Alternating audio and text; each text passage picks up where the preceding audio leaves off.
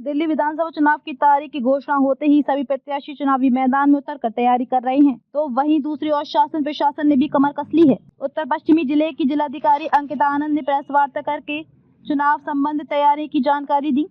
अंकिता आनंद ने कहा कि इस बार सभी युवा वोटरों को ज्यादा से ज्यादा जागरूक किया जा रहा है। महिलाओं के पिंक बूथ की शुरुआत की है, साथ ही वरिष्ठ और चलने में असमर्थ लोगों के पिक एंड ड्रॉप की सुविधा उपलब्ध है।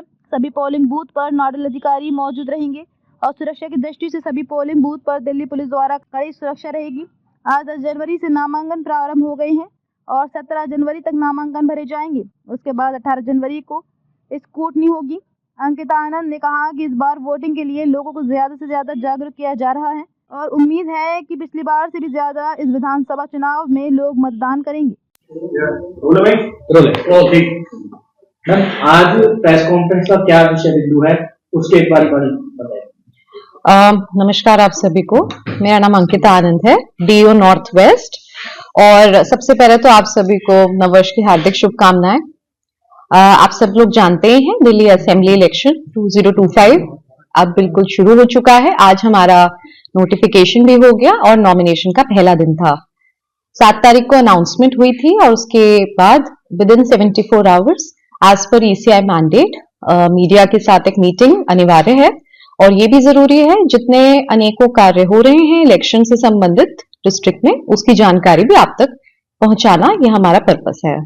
जिला पर किस तरीके की तैयारियां हैं चुनाव को लेकर? सबसे पहले मैं थोड़ा ओवरव्यू दे देती हूँ नॉर्थ वेस्ट डिस्ट्रिक्ट के संबंध में।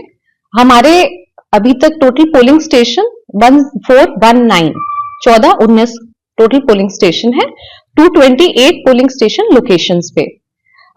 हमारी तैयारियों की बात करें तो रोल की तैयारी तो हो ही चुकी है, अब आगे हम अपने पोलिंग स्टेशंस की तैयारी कर रहे हैं। आज हमारा फर्स्ट रैंडमाइजेशन के बाद हमारे मशीन्स हमारे स्ट्रॉन्ग रूम्स पे जाएंगी। एक बार भी सॉर्टिंग चल रही है, thereafter will be send to the respective strong rooms. हमारे 7 ACs हैं, AC 6, 8, 9, 10, 12, 14 एंड 16। इन सभी के ROs हैं और उन सबका अभी नामांकन की प्रक्रिया चल रही है। आप सब लोग जानते हैं अभी नॉमिनेशन का प्रोसेस चल रहा है। उसके आगे जैसे एज पर दी टाइमलाइन वो सब होगा।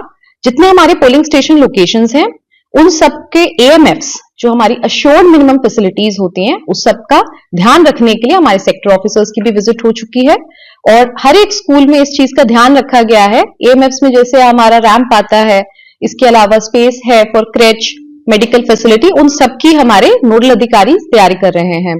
हमारे DO ऑफिस के लेवल पे भी अनेकों नोडल अधिकारी हैं। हमारा मीडिया मैनेजमेंट है, MCMC जो मीडिया सर्टिफिकेशन सेल होता है, MCC जो हमारा आप सब जानते ही हैं अभी मॉडल कोड चल चुका है तो उसको ध्यान में रखते हुए है।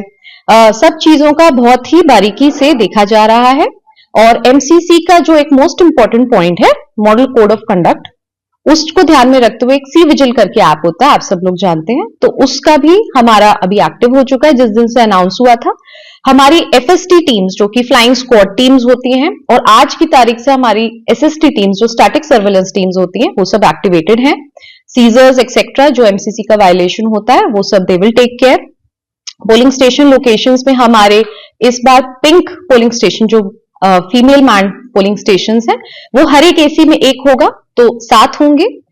इसके अलावा हमारा PWD मैंड पोलिंग स्टेशन भी 7 होंगे। हमारा youth manned polling station will also be 7। तो उसके अलावा एक मॉडल पोलिंग स्टेशन की जो हम बात करें तो हर एक AC में 3 होंगे इस बार। ये सब उसी चीज को दर्शाता है कि हम चाहते हैं कि हमारा वोटर एक्सपीरियंस बहुत बेहतरीन हो।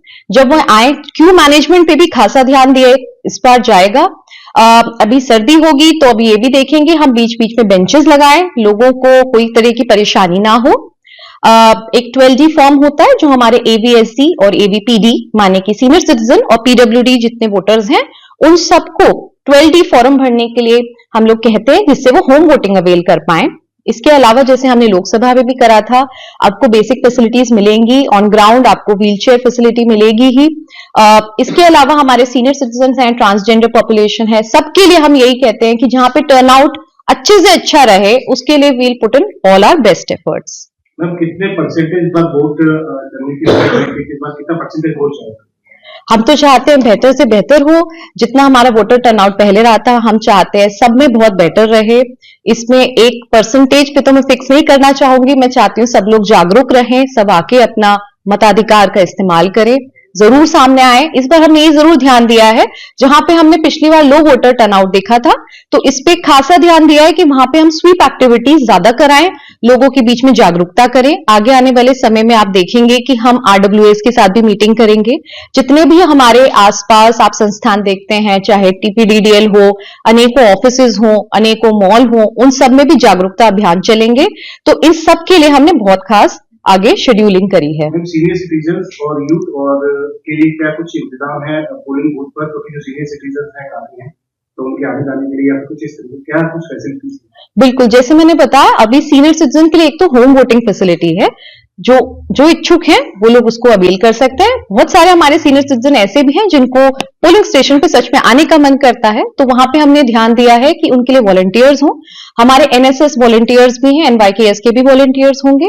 इसके अलावा अगर उनको व्हीलचेयर की सुविधा चाहिए वो होगी, पिकअप एंड ड्रॉप फैसिलिटी है वो भी अवेल कर सकते हैं। तो हमारा यही फर्ज रहेगा, हमारे BLOs का भी बूथ अवेयरनेस ग्रुप्स हैं जो उनके WhatsApp ग्रुप्स पे बनाया गया है कि उन सबको बताएं हमारा वोटिंग का टाइम क्या है, बीच में आप आइए, बीच में उनको बैठने की जैसे हमने सुविधा बताई, उन सबका ध्यान दिया जाएगा। और मेडिकल फैसिलिटी भी उधर हर पोलिंग स्टेशन पे अवेलेबल होगी। सिक्योरिटी को लेकर के क्या करेंगे? हाँ जी, सिक्योरिटी के लिए पुलिस पूरा सशक्त होकर काम करेगी। उसके लिए कोई स्पेसिफिक ग्रीवांस है तो आप हमारी टीम शेयर कर सकती है। सबसे इंपॉर्टेंट इस बार जो एक इंपॉर्टेंट चीज करी गई है, वेबकास्टिंग 100% पोलिंग स्टेशन लोकेशंस पे है। तो हमारे जितने 228 पोलिंग स्टेशन लोकेशंस पे सब वेबकास्टिंग होगी ही होगी, सब में 100%। एंड जहां पे कभी ऐसा लगता है कि क्यू थोड़ी लंबी हो रही है एक सेक्टर, तो हमारे माइक्रो ऑब्जर्वर्स की भी टीम होगी जो जाके उधर देखेंगे। सेक्टर ऑफिसर्स तो डेफिनेटली एक्टिव रहेंगे। तो सिक्योरिटी का हमारी DCPs के साथ बहुत अच्छी कोऑर्डिनेशन है। लॉ एंड ऑर्डर के हमारे नोडल अधिकारी भी हैं, उनकी फोर्स डिप्लॉयमेंट प्लान हो, चाहे ट्रांसपोर्टेशन ऑफ EVMs हो, जितने प्रोटोकॉल्स है, डूज एंड डोंट्स, हमारी बहुत ही अच्छी तरीके से ट्रेनिंग्स चल रही हैं। हमारी अभी पोलिंग टीम्स की भी ट्रेनिंग चल रही है जहां पे उनको इंपॉर्टेंट चीजें बताई जा रही हैं, किस चीजों का ध्यान रखना है, जो हमारे व्हीकल्स अप्रूव्ड है उन्हीं में ले जाना है। And every security protocol will be follow. Ma'am, code of conduct का वायलेंस बहुत ज्यादा देखा जाता है, इसको लेके क्या स्पेशली डायरेक्शंस दी गई है आपकी तरफ से, पुलिस की तरफ से क्या क्या डायरेक्शन? तो जैसे कि मैंने बताया अभी 72 आवर्स प्रोटोकॉल से पहले हमारा